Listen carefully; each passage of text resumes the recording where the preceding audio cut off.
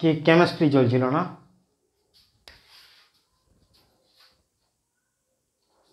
Chemistry.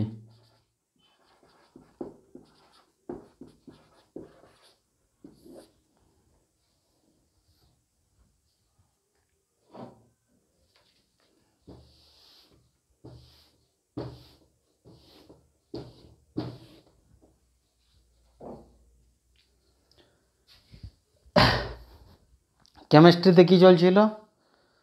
বরবরির সূত্র। দেখো, পরমাণুর নিউক্লিয়াসে কি থাকে? প্রোটন এবং নিউট্রন। পরমাণুর নিউক্লিয়াসে কি থাকে? প্রোটন এবং নিউট্রন। তার কক্ষপথে কি কি থাকে না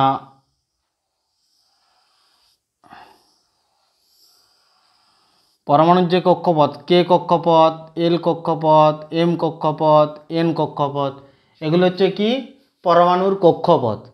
তো এই পরমাণুর কক্ষপথ, এই কক্ষপথগুলো যেমন কে কক্ষপথ, এল কক্ষপথ, এম কক্ষপথ,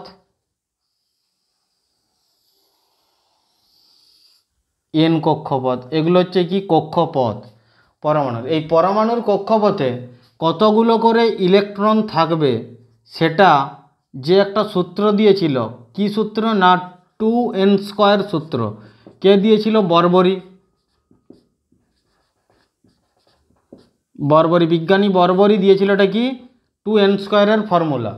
তো এই সূত্র অনুযায়ী 2n², এখানে n সমান কি কে কক্ষপথে n সমান 1 মানে 2, কে কক্ষপথে 2টো, এল কক্ষপথে কটা? 8টা, এম কক্ষপথে কতগুলো? 18টা, এন কক্ষপথে কতগুলো? না 32টা। এই 2n² এর ফর্মুলা অনুযায়ী 2, 8, 18, 32, এই যে ইলেকট্রন আমাদের পরপর থাকছে 2, 8, 18 আর 32। পরমাণুর মধ্যে যে ইলেকট্রন থাকছে কত? কে কক্ষপথে 2টা, এল কক্ষপথে 8টা, এল কক্ষপথে 8টা, এম কক্ষপথে 18টা, এন কক্ষপথে 32টা। এটা কে দিয়েছিল? 2n² ফর্মুলা অনুযায়ী বসাচ্ছি। যেমন 2n² এর ফর্মুলা, এখানে 2n² ফর্মুলা, কে কক্ষপথে n সমান 1, কে কক্ষপথে কি না n সমান 1 কক্ষপথ, কে, এল, এম, এন, কে কক্ষপথে কি n সমান কি 1, n সমান 1, এল কক্ষপথে n সমান 2, এন কক্ষপথে এম কক্ষপথে n সমান 3, এন কক্ষপথে n সমান কত না 4। তো এখানে 2n² এর ফর্মুলা, কে কক্ষপথে 2 ইন্টু n² বলতে কত না 2n² সমান 2 ইন্টু 1² সমান 2। এখানে 2 নম্বর এল কক্ষপথে কি 2 ইন্টু n², এখানে 2 ইন্টু 2² মানে 2 দুগুণে 4 দুগুণে 8, অতএব এখানে 2 ইন্টু n², 2 ইন্টু 3² 3 3 9 দুগুণে 18, এখানে 2 ইন্টু n² সমান 2 ইন্টু 4² 4 4 16 দুগুণে 32। তো এই সূত্র অনুযায়ী, বরবরির সূত্র অনুযায়ী আমাদের কি করা হয়েছিল না কক্ষপথে ইলেকট্রনের সংখ্যা বসানো হয়েছিল। এরপরে এই দেখো, যতগুলো কক্ষপথ যত বাইরে যাচ্ছি তত কি আমাদের এনার্জি বাড়তে থাকছে, তত আমাদের এনার্জি কি বাড়তে থাকছে। কে কক্ষপথের থেকে এল কক্ষপথের এনার্জি বেশি, তার থেকে এনার্জি বেশি এম কক্ষপথ, তারপরে যখন এনার্জি কমবে তখন আস্তে আস্তে নিচের কক্ষপথে আসবে। তো এই এনার্জি তত আমাদের বাড়তে থাকছে। বিভিন্ন মৌলে যখনই আমাদের কোনো মৌল তাদের এনার্জি বৃদ্ধি পাবে, কি ইলেকট্রনের এনার্জি যখনই বৃদ্ধি পাবে কি করবে না লাস্ট দিকে চলে যাবে। তো এগুলো হচ্ছে আমাদের কি 2n² এর ফর্মুলা অনুযায়ী। তো এগুলো হচ্ছে কি কক্ষপথ। তাহলে কক্ষপথ সম্বন্ধে বোঝা হলো কি কে এল এম এন কক্ষপথ।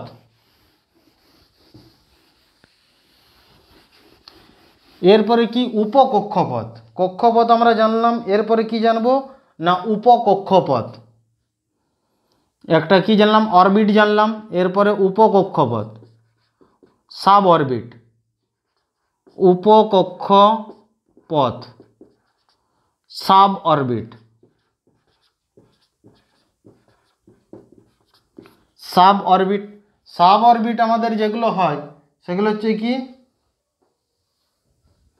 সাব অরবিটের মধ্যে যেগুলো আছে কি S P D F, S P D F. কক্ষপথের বাইরে যেগুলো, কক্ষপথের মধ্যে যেগুলো থাকছে কি উপকক্ষপথ থাকে, সেই উপকক্ষপথের মধ্যে কি কি থাকছে এস পি ডি এফ। এগুলো কি এস কক্ষপথে ইলেকট্রনের সংখ্যা ম্যাক্সিমাম 2, তো এগুলো সব 4 করে যোগ করে করে যাবে, তারপরে 2-এর সাথে 4 জুড়ে দাও কত 6। পি কক্ষপথে ইলেকট্রনের সংখ্যা কত 6, 6-এর সাথে 4 যোগ করে দাও কত না 10, ইলেকট্রনের সংখ্যা কত 10। 10-এর সঙ্গে 4 যোগ করে দাও কত না 14। এফ কক্ষপথে ইলেকট্রনের সংখ্যা কত, এফ উপকক্ষপথে সাব অরবিটে ইলেকট্রনের সংখ্যা কত 14। এখানে ডিএ কত 10, পিএ কত 6, এসে কত 2। এরপরে এই জিনিসগুলো আমাদের জানবে। এটা নিয়ম বলতে কি এস কক্ষপথে ম্যাক্সিমাম, এস উপকক্ষপথে ইলেকট্রন সংখ্যা কত 2, পি উপকক্ষপথে ইলেকট্রন সংখ্যা কত 6, ডি উপকক্ষপথে সাব অরবিটে ইলেকট্রন সংখ্যা 10, আর এফ উপকক্ষপথে ইলেকট্রন সংখ্যা কত 14। এটা মনে রাখবে। এটা মনে রাখার নিয়ম 2-এর পরে 4 4 4 যোগ করে করে যাবে, তাহলেই আমাদের চলে আসবে এটা। তাছাড়া এটা সেরকম মনে রাখার আর কিছু নিয়ম নাই। অথবা ডাইরেক্ট মনে রাখো 2 6 10 14, এসপিডিএফ 2 6 10 14। এখানের ক্ষেত্রে কি এস এর আকার মানে জানতে চাই, কিসের আকার ডমরু আকৃতির হয়, এর আকার দেখতে হয় এরকম সিঙ্গেল একটা সার্কেল। এখানে পি কক্ষপথের সার্কেল কি হবে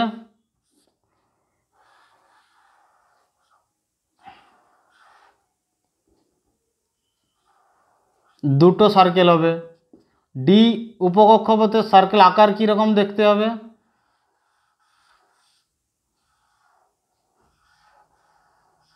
চারটে সার্কেল হবে। আর এফ এ কটা হবে না 5টা সার্কেল হবে।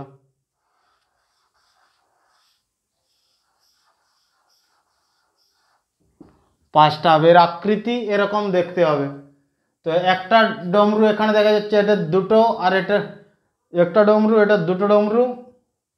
এখানে যেমন একটা গোল একটা সার্কেল, এস কক্ষপথে সার্কেলের সংখ্যা কটা একটা, এখানে পি কক্ষপথে সার্কেলের সংখ্যা কটা দুটো, ডি কক্ষপথে সার্কেল সংখ্যা এখানে কটা আছে এখানে 4টা, আর এফ কক্ষপথে সার্কেল সংখ্যা কটা আছে না 5টা। এগুলো আমাদেরকে ডাইরেক্ট মানে মনে রাখতে হবে। ডাইরেক্ট মনে রেখে এটা যদি মনে রাখতে পারলে অ্যান্সার দিতে পারবে, তাছাড়া অ্যান্সার দিতে পারবে না। এটা কোনো নিয়ম নাই কিভাবে করবে না করবে। তো এগুলোর জন্য কি ডাইরেক্ট মানে কিছু কিছু জিনিস আমাদেরকে মনে রাখতে হবে। তো একটা হলো কি উপকক্ষপথ, আর এটা হলো কক্ষপথ। লিখে রাখো এই আকৃতিগুলো।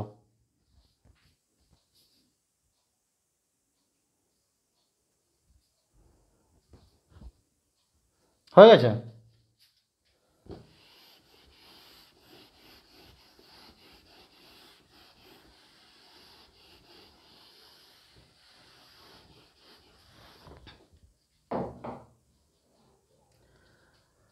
তাহলে এখানে কি হলো না কক্ষপথ, কক্ষপথ কক্ষপথ অরবিট, তারপরে কি উপকক্ষপথ, উপকক্ষপথ সাব অরবিট, সাব অরবিট। তারপরে উপকক্ষপথের কি কক্ষক, অরবিটাল।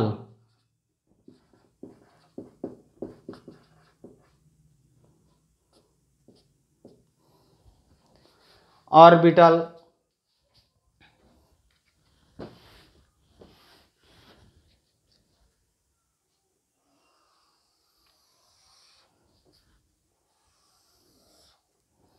তাহলে কক্ষপথ কে এল এম এন, কে এল এম এন এগুলো হচ্ছে কক্ষপথ। ইলেকট্রন সংখ্যা কত 2 8 18 32, 2 8 18 32। সাব অরবিটে কি না সাব অরবিট এখানে যেমন এস পি ডি এফ, কে কক্ষপথে যে সাব অরবিট থাকবে কি শুধুমাত্র এস। এল কক্ষপথে যে উপকক্ষপথ থাকবে কি কি এস পি, এস পি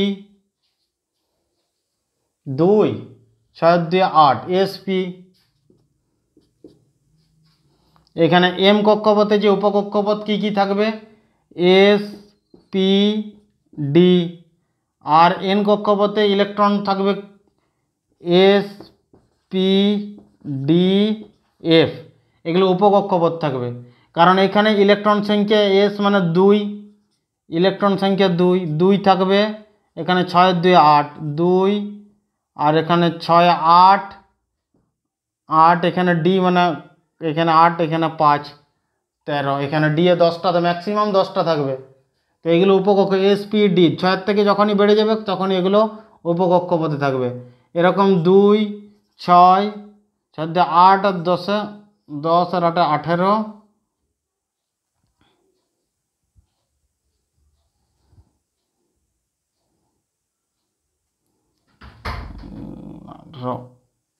দশ 6 8, 10 আর 8 18, এখানে 12, তাহলে 14। এফ কক্ষপথে কতগুলো থাকবে 14টা, ম্যাক্সিমাম কতগুলো থাকবে 14টা ইলেকট্রন থাকবে, 14টা ইলেকট্রন থাকবে। তো এইরকম আমাদের কি উপকক্ষপথ। এরপরে হচ্ছে কি কক্ষক অরবিটাল। বিজ্ঞানী হুন্ড নামে একজন বিজ্ঞানী ছিল। তো এই কক্ষক সম্বন্ধে, সে অরবিটাল সম্বন্ধে যে বলেছিল, তো এখানে যে ইলেকট্রন থাকবে, তো এই কক্ষক সম্বন্ধে কটা বক্স থাকবে এস কক্ষপথের জন্য, কটা বক্স থাকবে না একটা বক্স থাকবে। এসের জন্য কটা বক্স থাকবে একটা বক্স থাকবে। এখানে এসের জন্য আমাদের টোটাল যে ইলেকট্রন সংখ্যা এখানে দেওয়া ছিল কত এসপিডিএফ। এসপিডিএফ এর জন্য ইলেকট্রন সংখ্যা কতগুলো ছিল এসপিডিএফ। এস এর মধ্যে কত ম্যাক্সিমাম ইলেকট্রন 2, পি এর মধ্যে 6, ডি এর মধ্যে 10, এফ এর মধ্যে কতগুলো না 14টা। তো এর অর্ধেক হবে একটা হবে, যে ইলেকট্রন সংখ্যা এরকম। তারপরে এর যে বক্স হবে কতগুলো না 3টে বক্স হবে, এর 3টে বক্স হবে ইলেকট্রন সংখ্যা।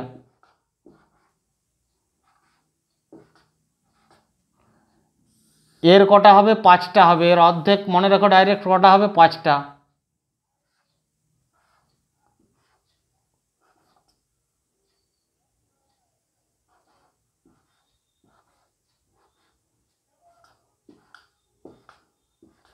বিজ্ঞানী হুন্ড এটা বলেছিল। এর কটা থাকবে 7টা।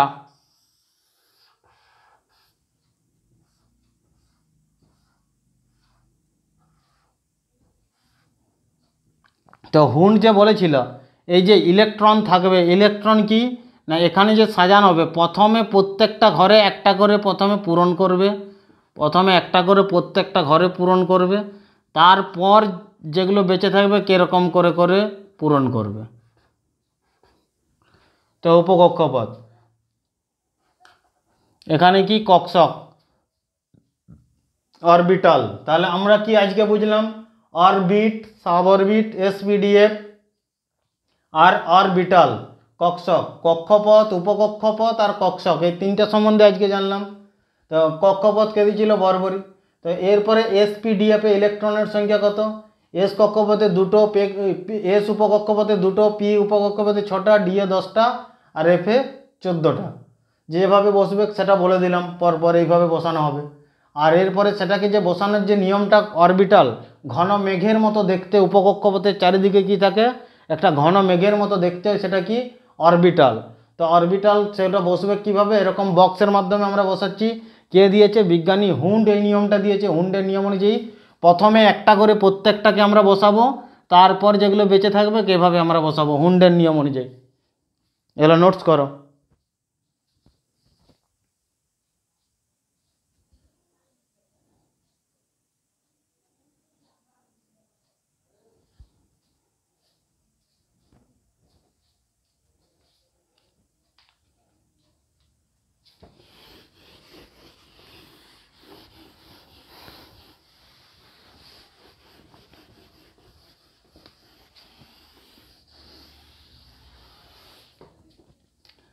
তাহলে আমরা কি কি জানলাম? কক্ষপথ, উপকক্ষপথ।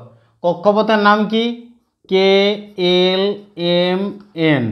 কে কক্ষপথে ইলেকট্রনের সংখ্যা কত? 2। এল কক্ষপথে 8, এম কক্ষপথে 18, এন কক্ষপথে কত? 32।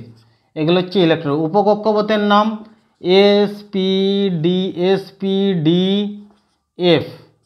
এস কক্ষপথে ইলেকট্রন সংখ্যা 2, পি কক্ষপথে কতগুলো? 6, ডি কক্ষপথে 10টা, এফ কক্ষপথে ইলেকট্রন সংখ্যা কতগুলো? 14টা। তো এগুলোর জন্য কটা বক্স হবে? এস কক্ষপথের জন্য কটা বক্স হবে? অরবিটাল মানে একটা হবে। পি কক্ষপথের জন্য কটা হবে? 3টে হবে। এখানে ডি কক্ষপথের জন্য কটা হবে? 5টা হবে। আর এফ এর জন্য কটা হবে? 7টা হবে।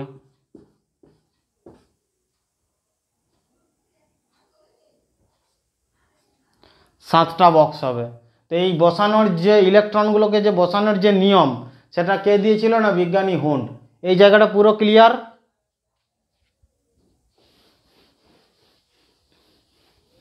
আজকে এই পর্যন্তই করো। পরে আর আমরা আস্তে আস্তে চলে যাব কি না ইলেকট্রন বসানোর নিয়ম, কোয়ান্টাম থিওরি, দিয়ে কোয়ান্টাম থিওরিতে আমরা যাব। এই পর্যন্তই থাক। কোয়ান্টাম নাম্বার কিভাবে বার করব সেটা আমরা পরপর করে যাব।